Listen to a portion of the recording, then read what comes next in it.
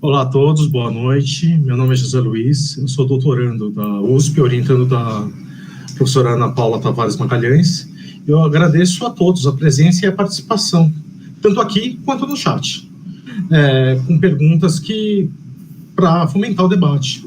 A ideia desse congresso é justamente essa, que vocês participem, que vocês assistam a parte expositiva no blog, com os vídeos dos participantes, e agora, nesse momento síncrono, que nós possamos realizar um debate com ideias mais aprofundadas.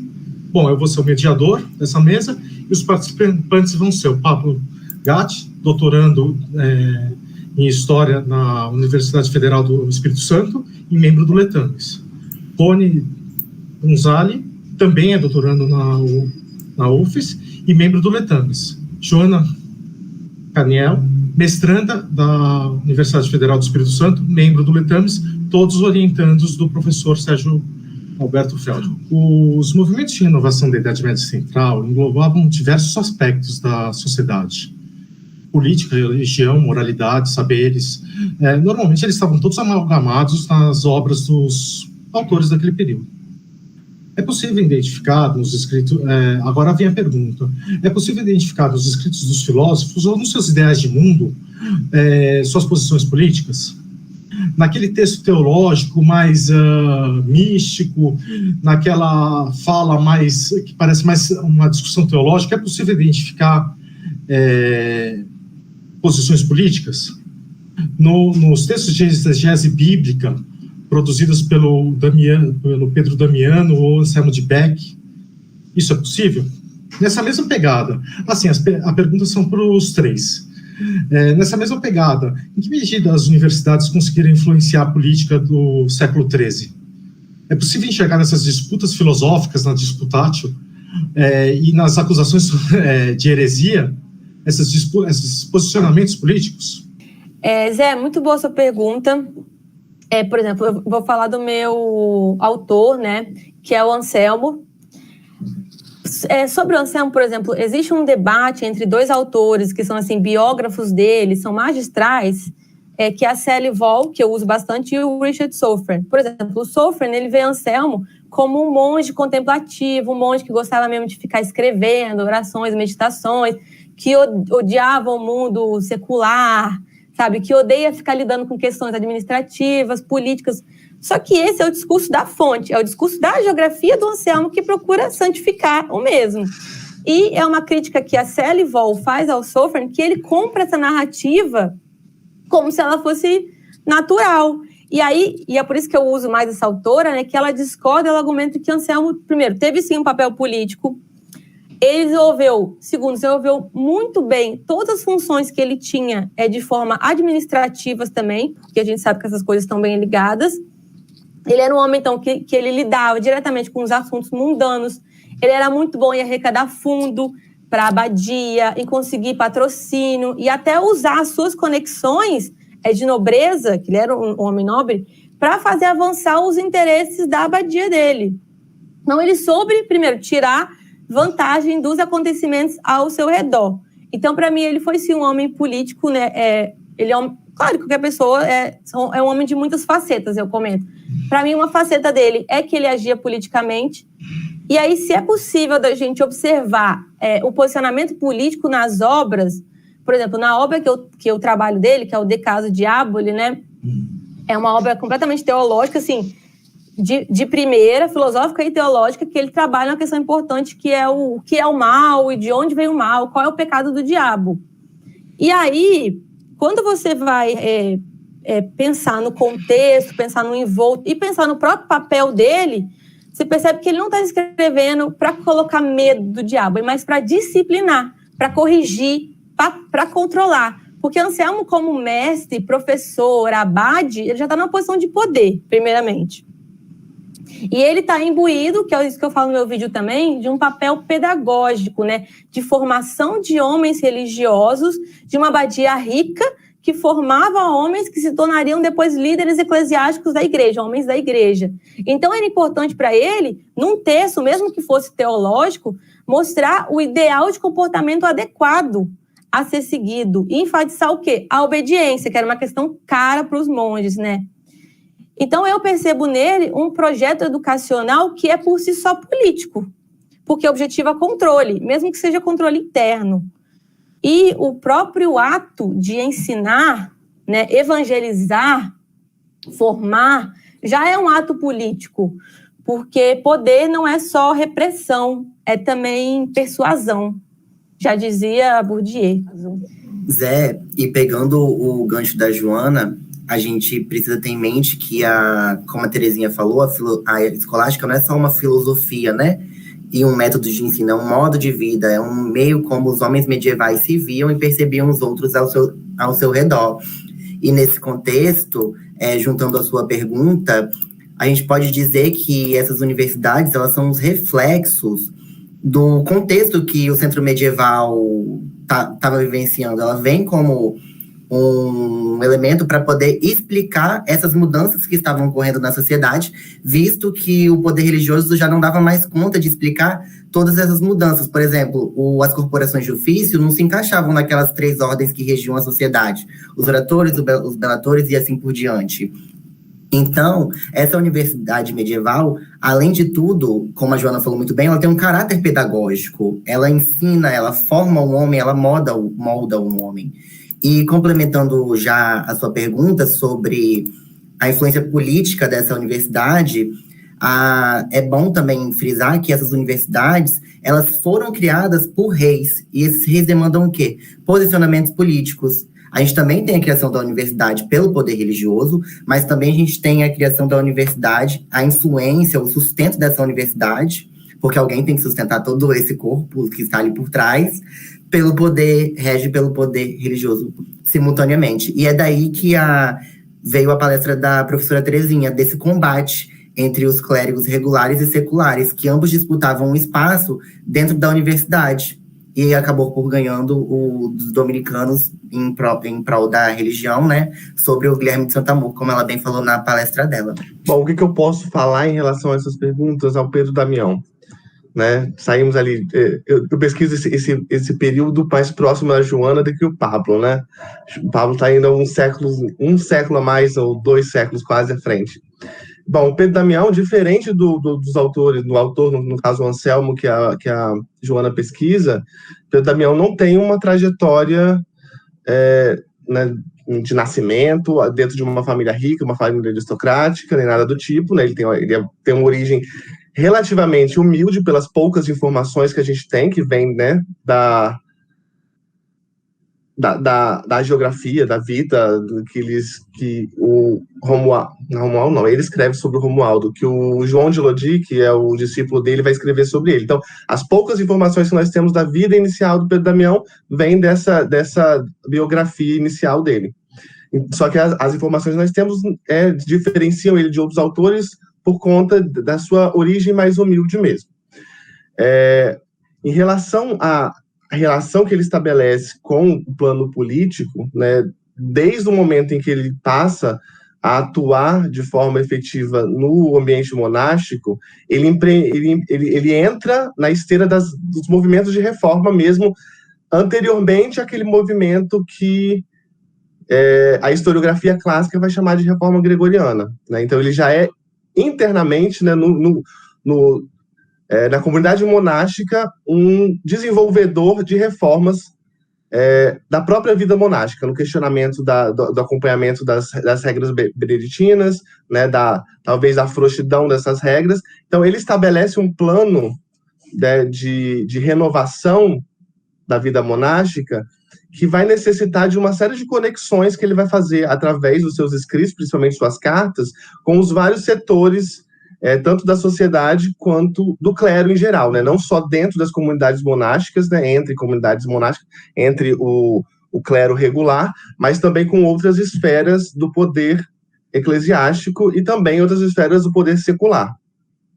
Né? Então, através dessa rede de conexões, que a gente pode considerar ali, né, um artifício político dele, estratégico para poder instituir uma identidade monástica, eremítica para o monastério que ele está cuidando naquele momento, faz parte dessas estratégias políticas.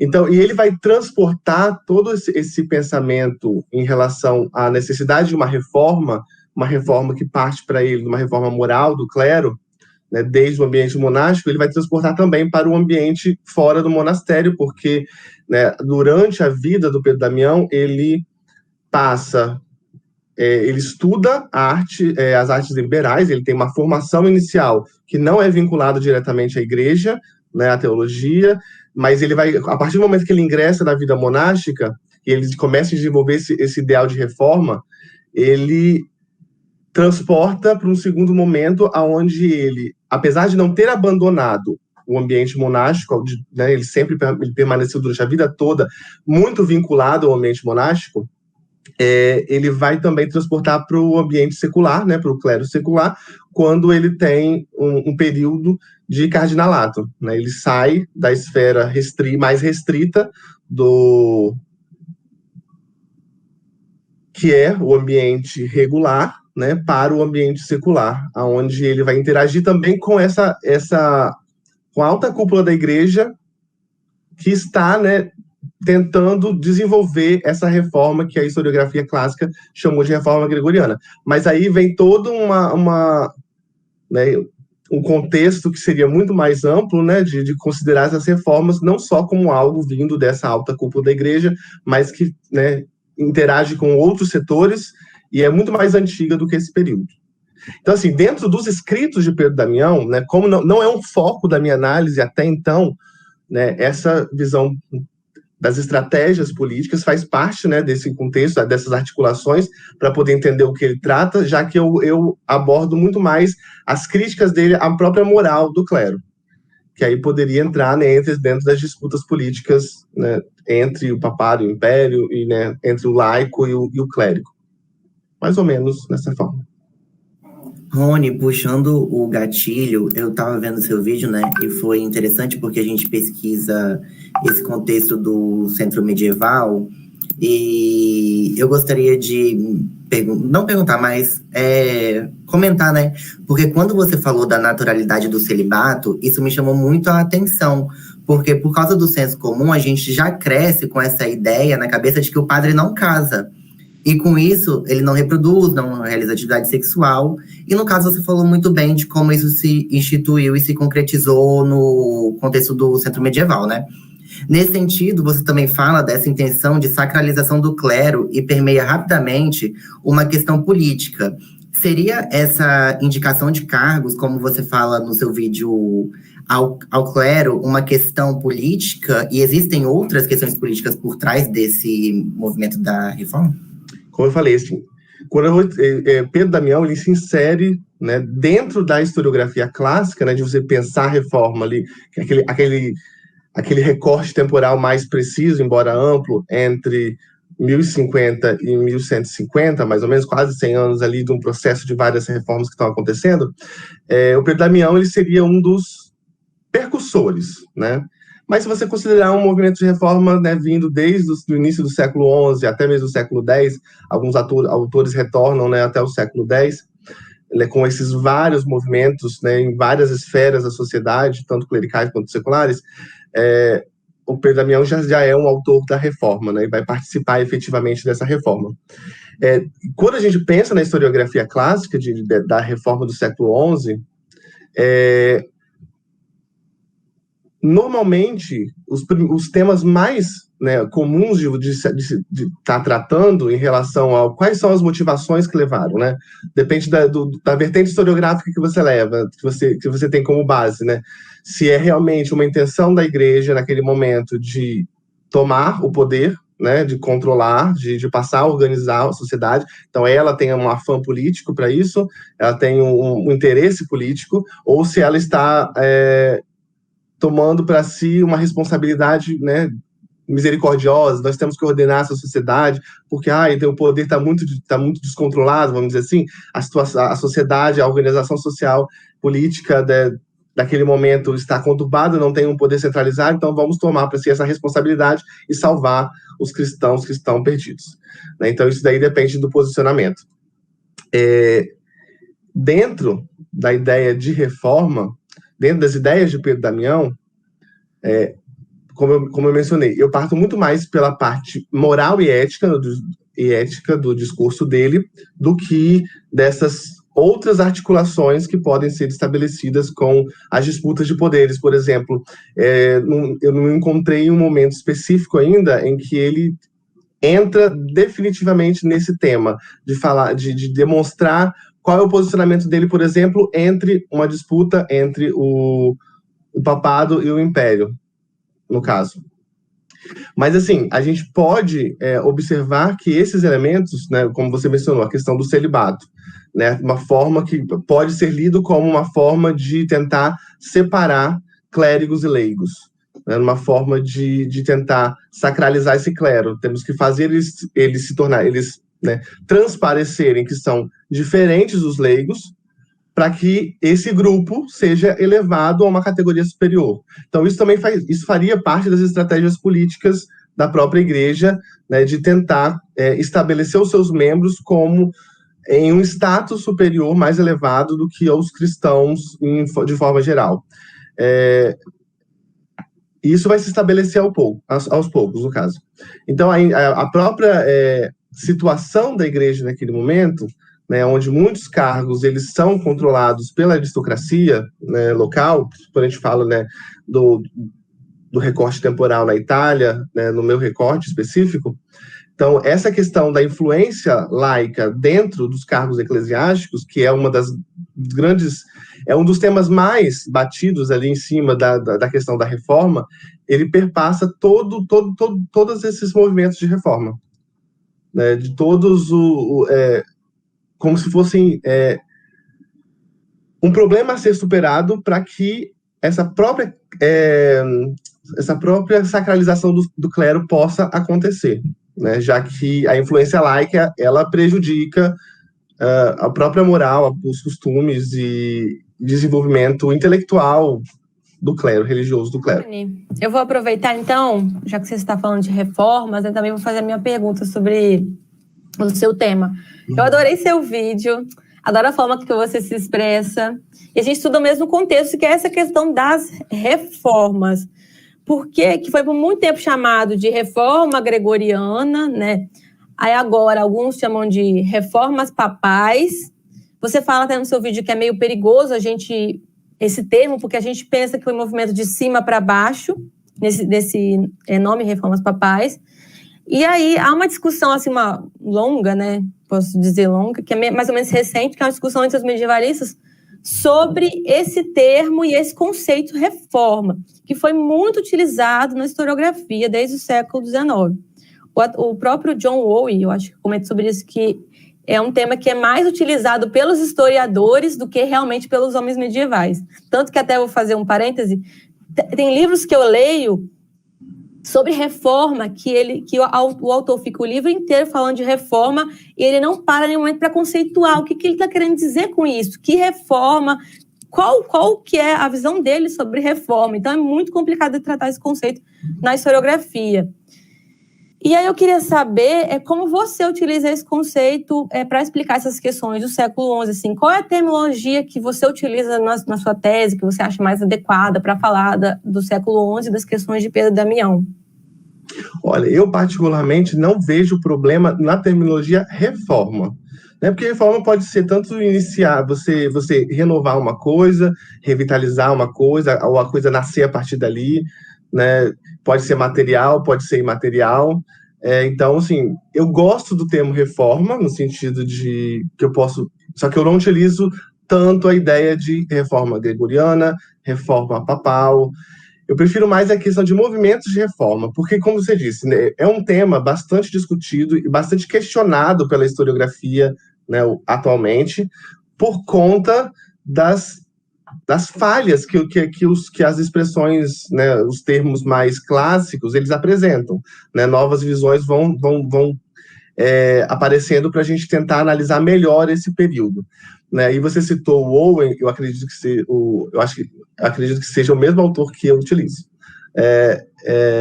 E ele traz uma questão bastante interessante em relação a essa discussão da historiografia do próprio tema, de como pensar a ideia de reforma. Então, eu utilizo movimentos reformadores do século XI, por exemplo, para não ter que ficar falando de reforma gregoriana, ou de reforma papal. Porque fica aquela coisa, né? Estamos falando realmente de um movimento, ou de movimentos, né, que partiram da alta cúpula da igreja, não tem a participação da base, vamos dizer assim, não tem a participação de outros setores. Então, tem todas essas questões, né, que influenciam nisso. Né? O Owen, por exemplo, eu nunca sei como fala o nome dele, ele traz uma ideia de... Ele levanta uma discussão sobre a própria origem do termo, né? Origem do termo no sentido de estabelecer qual é a ideia de reforma. Ele vai falar lá de Agostinho, ele vai falar de um outro autor, né, que estabeleceu uma conceituação sobre reforma, e esse outro autor, que agora eu não recordo o nome, ele vai lá em Agostinho para falar sobre a ideia de que o cristianismo sempre está num processo de renovação. Né? Sempre tem alguma coisa que tem que estar sendo modificada, porque o ser humano não consegue, não é perfeito ao ponto de chegar, né, à perfeição da cidade celeste, vamos dizer assim. E aí, quando o Howe ele vai estabelecer lá no livro dele, ele fala sobre a reforma, né, na verdade, a reforma na virada do milênio, né, anterior à reforma gregoriana. Ele parte da ideia de renovação no sentido de renovação material mesmo. Ele não vai apenas na questão, da questão ética e moral, a questão construção espiritual. De igrejas. Exatamente, ele vai lá na virada do milênio para poder falar, olha, gente, aconteceram várias outras coisas além dos problemas que são destacados pela historiografia clássica. Se você for pensar numa renovação da igreja, você pode pensar que a igreja teve que se renovar materialmente. Nós temos novas incursões de estrangeiros no território que os germânicos estabeleceram. Nós temos os húngaros, os árabes, os vikings. Essas incursões, elas depredaram muitos patrimônios, não por uma questão ideológica, uma questão, né, de espólios mesmo. Então, né, os mosteiros que ficavam próximos ao litoral normalmente eram atacados, né, eram depredados de alguma forma, e as igrejas, né, ou esses ambientes religiosos, de forma geral, tiveram que se reconstruir materialmente. Então, a reconstrução de igrejas, ou a construção de novas igrejas, ou novos monastérios em cima, né, das ruínas daqueles mesmos ambientes sagrados. Então, existe uma série de fatores, uma série de elementos que a gente pode analisar para falar do que seria essa reforma. Né? Quando eu falo da reforma em Pedro Damião, e por eu estar tentando, né, fazer uma análise em relação às críticas que ele tece, né, da conduta dos clérigos do seu momento em relação ao aspecto sexual, né, as práticas sexuais anteriores ao estabelecimento do celibato, eu parto mais de uma vertente de reformas morais. E aí você pode também traçar para trás ali, né, se você for pensar no ambiente monástico especificamente, desde o século X, do século IX, ali dentro do contexto, né, carolíngio, pós-carolíngio, a interferência da aristocracia, da nobreza germânica dentro desses ambientes vai fazer com que uma série de reformas vão acontecendo. Né? E aí a reforma, ao meu ponto de ver, ao meu ponto de análise, é a questão moral e espiritual mesmo nesse momento. Mas ela pode ser vista sob vários critérios diferentes. Posso falar um pouco? Existem autores que falam até sobre, são diversos termos, reformatio, renovatio, recreatio, são termos emprestados da cosmologia, religião, instrução, construção, viagens. Então, de cada lugar é um aspecto diferente. Esse movimento, essa renovação, sim, a igreja está interessada, sim, em manter seus domínios. Ela foi espoliada, ou pelo menos tentaram. Em grande medida, ela vai falar de uma reformatio, puxando o termo paulino da reforma. A reforma em Paulo, já existia a reformatio em Paulo, mas ela era pessoal. Você começa a ver no 10, 11, uma reforma já esse pessoal, que a reforma pessoal acaba ficando uma reforma institucional. Em compensação, você está vendo o Império Germano, Puxando uma... Eles usam mais, acho que é renovação, restauração, uma coisa assim, que também está tentando se firmar de novo. Então, assim, você tem vários movimentos dessa renovação, dessa essa busca pelo novo. Sim, pelo novo. Eles não pensam na Idade Média é muito complicado pensar existe, mas é muito complicado pela novidade, entendeu? Você sempre busca a autoridade do passado, te legitima. Bom, posso fazer... Giovana, tem pergunta do chat?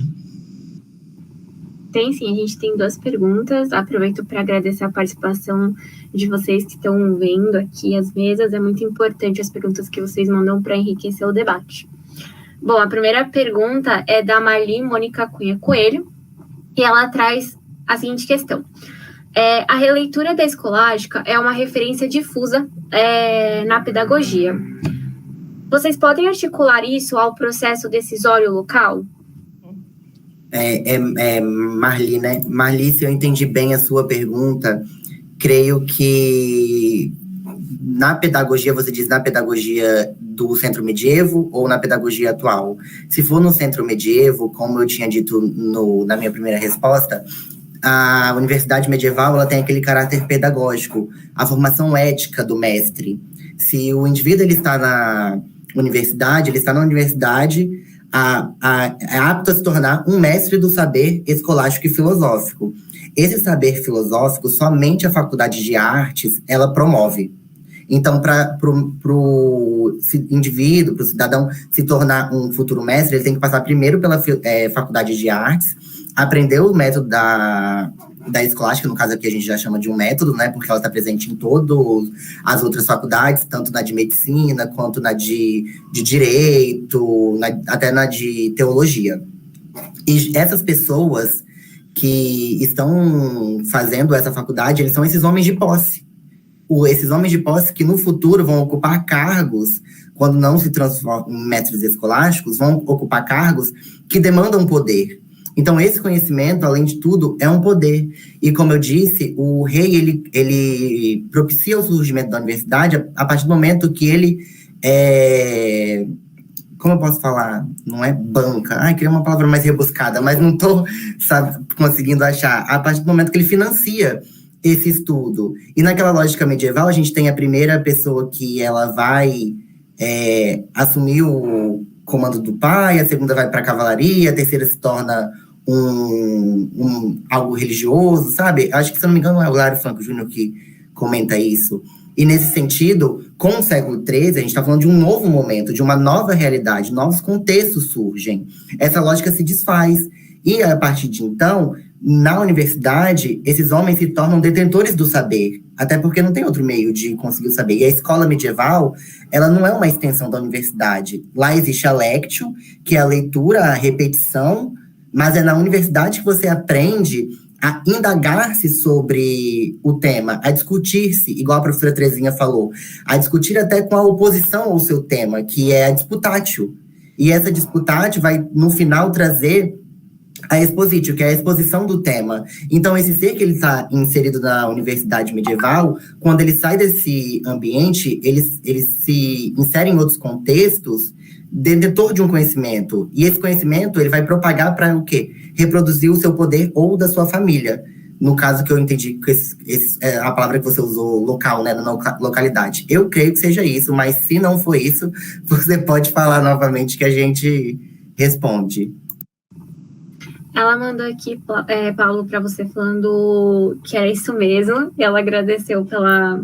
Eu vi que tem a formação interdisciplinar.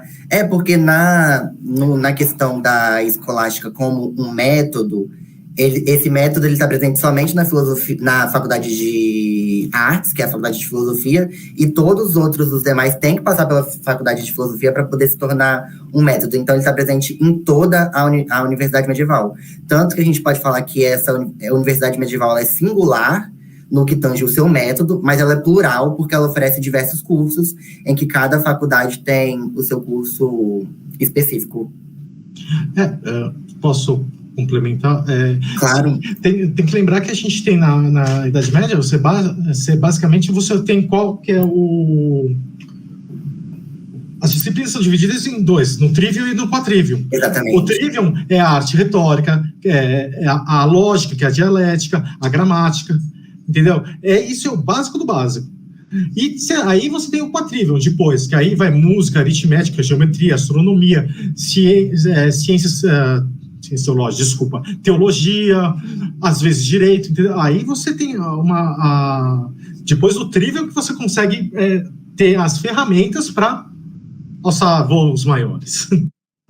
Bom, a gente tem mais 2 perguntas, uma para todo mundo e uma direcionada para o Rony. Aí eu vou fazer a primeira pergunta, que é voltada para todos, e é do Matheus Campos.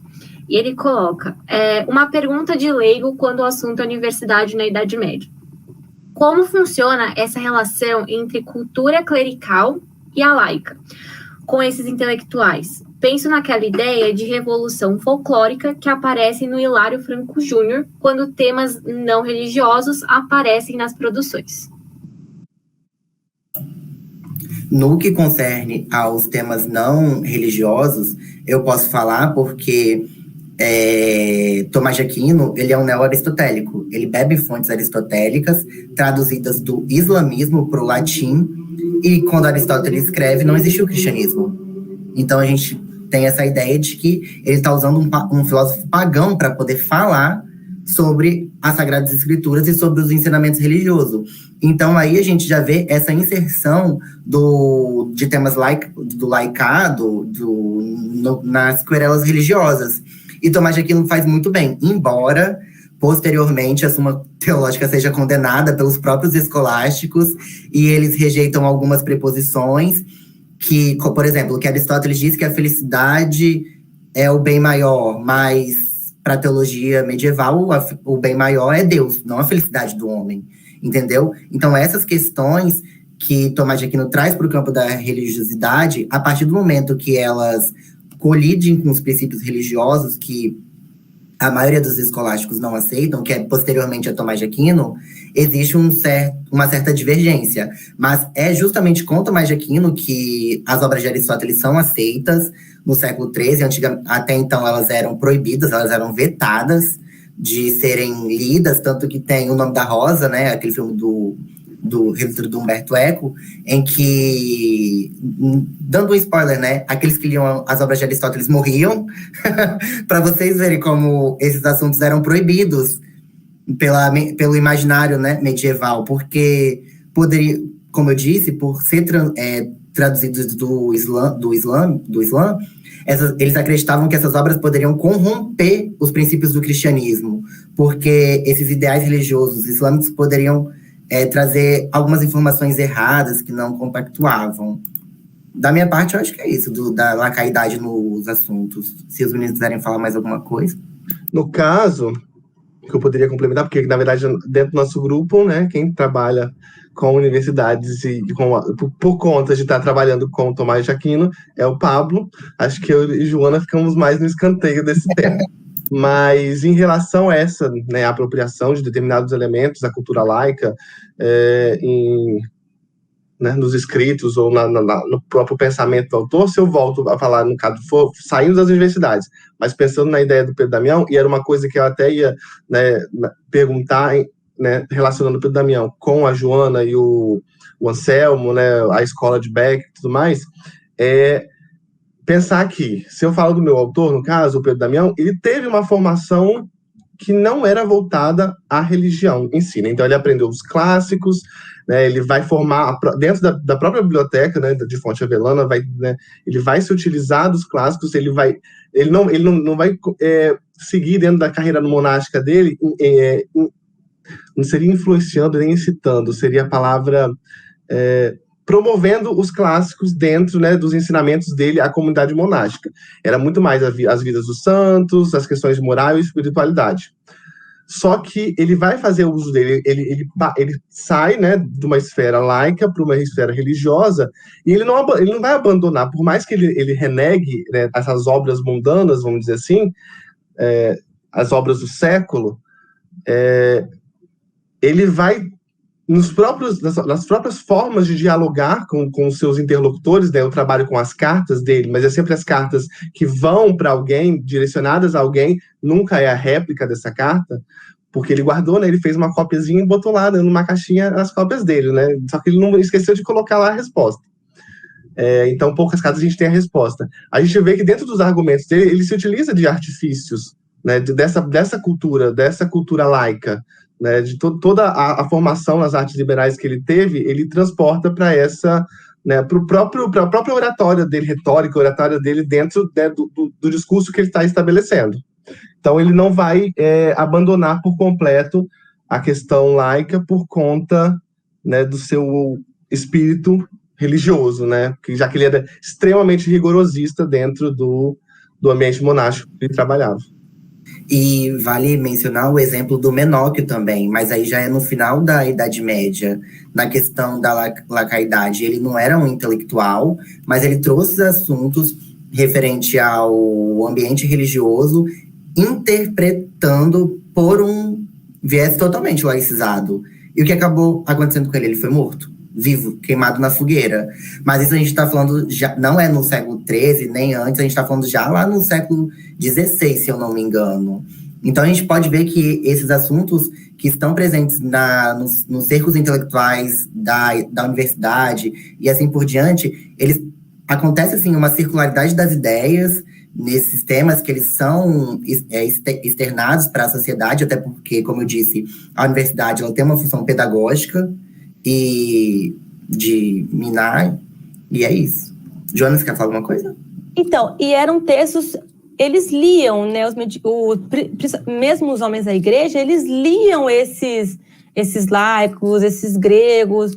O próprio Anselmo também, a gente não tem citação direta desses textos nos escritos de Anselmo, só que no catálogo da escola de Beck você vê que eles tinham acesso a Cícero, a vários autores gregos, e isso era comum no ensino, né? O ensino precisava de voltar a esses clássicos. Então, quando a gente pensa que na Idade Média, a Idade Média rejeitou a antiguidade clássica, não, pelo contrário, eles eram muito utilizados, muito lidos, relidos, apesar da igreja, apesar da ortodoxia, ou apesar do discurso ser rejeitado, eles não eram rejeitados, eles eram muito lidos e utilizados, mesmo que diretamente. Tanto que na Suma Teológica de Tomás de Aquino, ele responde sobre a existência de Deus usando argumento racional pautado em Aristóteles. Ou seja, ele prova que Deus existe baseado em Aristóteles. A Joana tem toda a razão nisso. A gente tem que lembrar que qual era a fonte para o bom latim daquela época? Era Cícero. Eles aprendiam o latim com Cícero. Eles aprendiam... a gramática do Trivium. Era tudo com esse tipo de fonte. Lembrando também que aonde um pouco antes da universidade, mas bem naquele meinho entre as escolas das cidades e as universidades. Você tem aquilo lá no 12, você tem uma vida intelectual bem efervescente, você tem os alunos se reunindo, eles não estão totalmente enquadrados. Tanto é que saiu um monte de heresia de lá. Você tem os alunos, você tem os goliardos, que são produtores de poesia profana.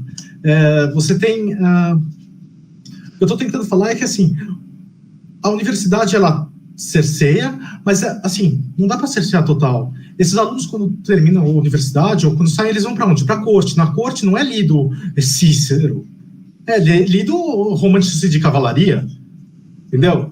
Então, essa parte, separar totalmente cultura clerical e cultura laica, não é bem por aí. A gente ainda insiste em dividir, né, setorizar os conhecimentos, o laico e o secularizado, o sagrado e o profano, mas a gente tem que ter em mente que tem a circularidade das ideias, e isso acaba influenciando todo o contexto em geral. Giovana, você falou que tinha mais uma pergunta para o Rony, eu acho. Isso. Antes só de fazer a pergunta, só queria falar que o pessoal que está no chat falando parabéns para vocês, agradecendo pela mesa, e estão achando muito legal tudo que está sendo debatido aqui. Bom, a próxima pergunta é aqui, do Matheus. Só um minutinho. Perdão, Matheus não. É do Wagner Stefani. E é pro Rony. E ele fala, parabéns pela sua pesquisa. E aí ele traz a questão. É possível dizer que a moral presente no epistolário de Pedro Damião foi influenciada pela moral patrística? Deixa eu ver se eu consigo responder dessa forma. Existe uma influência muito forte, com certeza, né, nas visões da patrística em relação a isso. E quando eu trabalhei, né, até o relatório de qualificação e tudo mais, dentro das pesquisas, né, eu passei por um momento de estar observando a questão, né, mais específica, por exemplo, do celibato, já que o celibato envolve as questões sexuais do clero. Desde da patrística, nós temos uma série de aconselhamentos que podem ser voltados para esse aspecto, né? Já que se você olhar cada um dos autores da patrística, praticamente todos eles têm um posicionamento em relação à conduta, à moral, né, desse clero que está em formação. Então, assim, dentro dos escritos do Damião, com certeza existe muito dessa influência da patrística, mas também existe muito mais a influência dos escritos pós-patrística, né? Quando nós temos os primeiros compêndios, os primeiros penitenciais, né? Os livros de regras, né? Sobre como cada cristão tem que, né, trilhar o caminho da virtude. Então, esses escritos, né, posteriores à patrística, quando a gente considera a patrística ali na Antiguidade Tardia, eles ainda são mais influentes dentro dos escritos de Damião do que os próprios escritos de Agostinho, de Jerônimo, de Ambrósio, etc. Então, assim, mas com certeza está presente a todo momento. Não necessariamente citado, porque como eu trabalho as cartas, ele escreveu cartas, sermões, vitas, e aí, dentro das cartas, ele normalmente não faz uma referência tão direta. Fala assim, Agostinho, naquela época, falava sobre isso. Não. Ele é mais sutil dentro da forma de abordar, porque ele está lidando com pessoas diferentes, de níveis diferentes, né, de esferas sociais diferentes, esferas políticas, sociais e religiosas. Então, ele tem uma forma de falar com cada um deles, né? Às vezes, ele é mais rude, quando ele tem que repreender, às vezes, ele é mais ameno, quando ele está tentando estabelecer uma conexão, alguma coisa, mas sempre esses escritos, eles reverberam, né, toda essa tradição cristã, renovando e restaurando determinados elementos. Eu acho que o Rony tocou num ponto essencial, que é do gênero literário. E a liberdade que você tem em determinado gênero para falar determinada coisa. Você num tratado não pode falar... Tem algumas coisas que você fala no tratado, você vai ter problemas. Mas que você fala numa carta, e não tem tanto problema. O mesmo autor fala um negócio numa carta, ruim, mas não tanto. Fala num tratado, o livro dele é queimado. Entendeu? A gente tem que pensar que os gêneros literários na Idade Média têm uma importância fundamental, a gente não pode colocar eles de lado. Eles dão a liberdade para o autor falar o que ele precisa falar em lugares. Tem gênero literário que é para o lugar público, e no público você não pode falar determinadas coisas, mas numa carta, no privado, já não é tão problemático.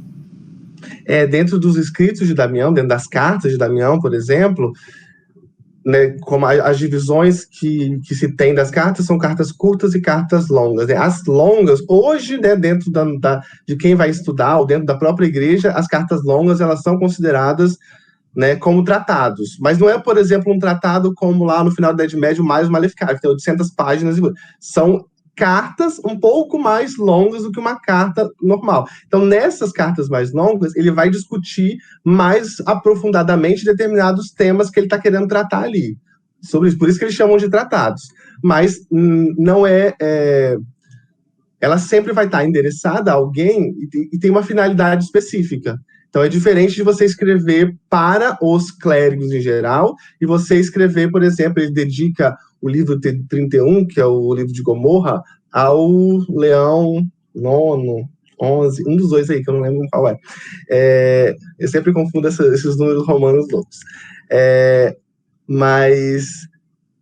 Então, ele tem uma finalidade ali dentro daquela carta. Então, o tipo de comunicação que ele estabelece, ele acaba sendo diferente do que se ele estivesse escrevendo uma obra, né, para ser divulgada em toda a cristandade, vamos dizer assim, né? Por exemplo, o manual de Inquisição lá, para a Inquisição inteira estar utilizando e saber, olha, eu tenho que identificar quem é a bruxa nessa história. Como que eu faço isso? Como que eu lido com isso? Não, ele já tá... O Pedro Damião, quando ele faz os seus tratados, né, na forma de carta, ele está lidando com problemas mais específicos e ele fala a uma pessoa. Depois, né, esse discurso dele vai ser tomado, né, pelos autores dos séculos seguintes como exemplos de moral e virtude e tudo mais, né? Esse livro o livro de Gomorra, que fala das questões sexuais do clero, né? Tem outras cartas que falam também, esse é mais específico, essa carta é mais específica. Eu fui descobrir que tem uma editora aqui brasileira, há pouco tempo, uma editora, não sei se o nome é editora Dom Bosco, alguma coisa, que republicou ali o livro. E se você for olhar da vertente religiosa, de olhar, é um livro de condenação a determinadas práticas sexuais. E aí entra em conflito com os discursos, né, atuais, né, de liberdade, de gênero, de tudo mais. E aí você vê, nossa, existe ainda uma reprodução. Nós temos as reproduções dessa carta em forma de livro em outras línguas, normalmente pode estar até vinculado a universidades cristãs, católicas e tudo mais, mas normalmente é para ser estudado realmente como fonte histórica. E ali, né, eu, pelo menos, né, quando eu vi essa versão, eu falei, gente, mas não é ninguém que está estudando, não é nada, é realmente para reproduzir essa ideia, então fica... Né, é um discurso complicado de ser estudado, vamos dizer assim. Tá ok, pessoal. Nosso tempo já está quase terminando. Acho que se tiver alguma última pergunta é a hora, senão... Eu ia fazer umas perguntas para a Joana, mas assim, eu posso resumir, né, basicamente a ideia. Né, quando a Joana fala, né, eu relaciono muito o tema da Joana por a gente estar no mesmo recorte, né, estar trabalhando dentro do mesmo recorte temporal, pelo menos, né, ou um recorte temporal próximo, e eu também faço, às vezes, uns paralelos entre o autor dela e o meu, no caso, né, e ela fala, porque são autores que entraram numa vida monástica, né, fizeram uma trajetória nesses ambientes, né, nós temos diferenças significativas entre eles, mas aí uma coisa que me veio, né, de curiosidade mesmo, no sentido de que, né, na apresentação da Joana, e eu falo muito, né, gente, desculpa aí, tá? Na apresentação da Joana, ela falou sobre as pessoas que passaram, né, por essa escola, né, não só os dois autores que ela destacou ali, mas ela cita vários outros que talvez não se tornaram tão renomados e tão estudados, mas que integraram várias esferas do poder eclesiástico. Né, vários abades, bispos, arcebispos, ela falou de um papa ali também, ela falou de 87 pessoas, né, importantes que podem ser destacadas, né, deve ter muito mais outras. E aí eu fiquei na curiosidade, no sentido de que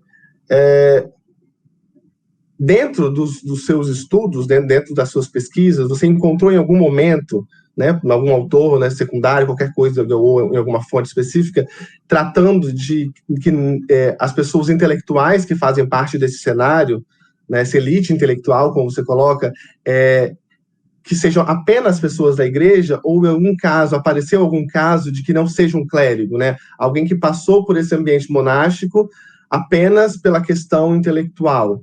Porque a gente sabe que dentro da comunidade monástica não haviam apenas os sacerdotes, não haviam apenas os clérigos ordenados, nós tínhamos outras pessoas que compunham a vida dessa comunidade monástica. Então, assim, pode ser que talvez em alguma leitura tenha aparecido alguém, ou também pode ser que não tenha aparecido em alguma leitura específica. Então, era mais ou menos essa ideia. Se eram apenas clérigos, normalmente esse ensino dessas escolas era voltado apenas para os clérigos, ou passavam outras pessoas ali também? Então, Rony, essa é uma boa questão. Alguns autores até discutem isso, porque, por exemplo, o Lanfranco é dito nas fontes, nas Vitas de Beck, que ele, quando ele abriu a escola, ele abriu uma escola para a elite laica, que era principalmente até para financiar as construções da abadia, e uma escola monástica de formação de religiosos. Só que, como a Val constatou nas fontes de Beck, não há menção de nome de nenhum desses laicos formados de Beck. Por exemplo, os autores acreditam que havia sim, só que nunca foram identificados de forma satisfatória. Que eu posso falar assim, que, por exemplo, o Papa Nicolau II, ele manda uma carta para o Lanfranco pedindo para que ele ensine mais 2 de seus sobrinhos capelões, que ensiná-los no Trivium, Uma coisa que eu lembro, e outra que eu lembro é que o Lanfranco também foi professor do filho do Conquistador, do Guilherme Conquistador. O aluno dele era o Guilherme Ruivo, que era o filho do Conquistador. Que foi também um homem, que é dito que foi um homem bem habilidoso, só que na política, né? Não foi um grande intelectual. Então, assim, de nomes de laicos, não temos, infelizmente. No 12, pelo menos, um pouquinho depois a gente tem você tem professores que ensinam os laicos. Todo cavaleiro tinha que saber ler. Aliás, não todo cavaleiro tinha que saber ler, mas era de bom tom que ele soubesse alguns rudimentos, um pouco de leitura. Então você tinha alguns preceptores. Abelardo foi um. Tanto é que ele é preceptor de Heloísa, e aí dá todo aquele rolo. Entendeu? Ele era o professor dela. E ela não era religiosa, ela estava sendo preparada para o casamento. Entendeu? Na verdade, você tem uma boa parte dos intelectuais formados nesse período acabam indo por esse caminho, de ensinar os homens da corte para terem rudimentos de latim. Nada muito terrível, mas ter algum rudimento. Pois é, e às vezes isso não é nem só o latim, só que o que eu lembrei agora é que Anselmo troca cartas com a filha do Conquistador também, que ele ensina ela a rezar. Por exemplo, ele manda cartas com várias orações, ensinando os nobres também a rezar. Então, às vezes, não ensinam a intelectualidade, mas ensinam a própria religião. Quer ver, uma coisa, o Abelardo em si, ele era filho de cavaleiro. O que aconteceu? O pai dele pagou a educação para ele, né? Aí ele tomou tanto gosto pela coisa que acabou virando intelectual, que acabou seguindo pelo caminho das letras. Mas ele era um filho de cavaleiro, entendeu? Então, sim, a coisa pode ir para outros caminhos. Nada é tão estático. E só uma questão para o Pablo, né? Quando ele fala de universidades, é um tema bastante interessante, e eu falo que é um tema que é tão atual, né?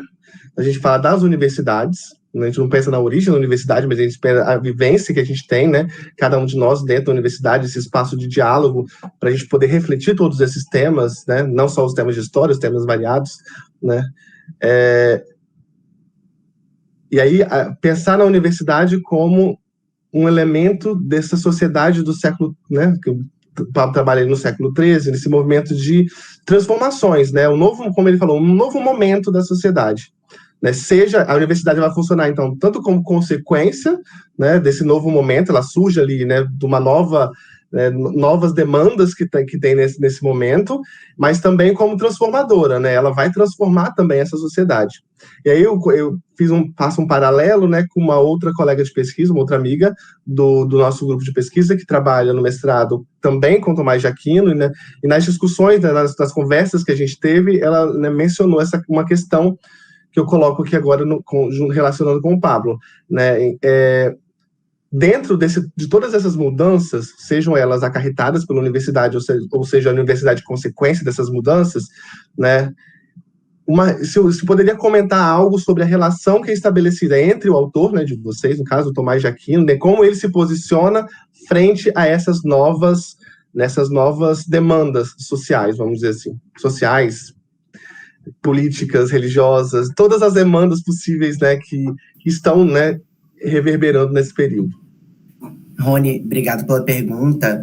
Isso é muito presente na vida de Tomás de Aquino, porque, como eu tinha dito, né, naquela lógica que o filho mais novo entra para o caminho da igreja, entretanto, a família de Tomás de Aquino, quando descobre que ele entra para a Ordem dos Dominicanos, o captura e mantém ele em cárcere privado durante 1 ano, porque essa não era uma escolha que ia agradar a família de Aquino, que era uma família influente politicamente, e essa decisão poderia prejudicar os membros dessa família no condado ao qual eles estavam presentes, que era o condado de Aquino, né? Por isso Tomás de Aquino, obviamente. Ou seja, todo o posicionamento de Aquino desde a sua juventude até quando ele morre, lá em 1274, é um posicionamento, além de filosófico, teológico, é um posicionamento religioso e político, religioso e político principalmente, né? porque é ele que pega, como eu disse, as questões de Aristóteles, é ele que funda um Studio Generale, nesse Studio Generale ele tem a liberdade de ensinar o que ele quer, por ordem do Papa, com apoio do rei, do imperador, enfim, e ali ele trabalha essas questões políticas de seu tempo, como, por exemplo, vamos falar, como eu disse, do bem comum, como eu devo me portar em tal lugar, sendo que eu sou um representante do poder religioso. Todas as querelas políticas estão envoltas, até porque a universidade é um local onde se representam esses poderes. A gente tem o representante do poder político, a gente tem o representante do poder religioso, e essas questões estão sempre em embate, sempre presentes. Tanto que eu lembrei da pergunta da Marli, eu não vou lembrar, mas na universidade medieval existia... eu não vou saber pronunciar o nome, mas é disputatio quodlibet, alguma coisa assim. São questões de todos, onde se reúnem todos esses estudantes, tanto de filosofia, de teologia, de medicina, de direito, e eles debatem essas questões políticas, religiosas, filosóficas, coletivamente. Ou seja, essa interdisciplinaridade está presente em todos eles. E é uma forma também de complementar a pergunta que ela tinha feito. Mas eu acho que que questiones quodlibet. Eu não vou saber falar precisamente porque eu esqueci o nome, mas eu acho que é isso. Bom, pessoal, infelizmente, olha, tá uma delícia essa conversa, mas tudo que é bom acaba, né? Infelizmente a gente tem que encerrar, mas olha, eu agradeço muito a vocês, a discussão foi muito legal, muito gostosa de se fazer. E foi ótimo estar aqui mediando essa mesa, ok? Obrigado a vocês e, pessoal, lembrem-se, amanhã tem mais evento, os vídeos vão estar a gente vai disponibilizar no blog.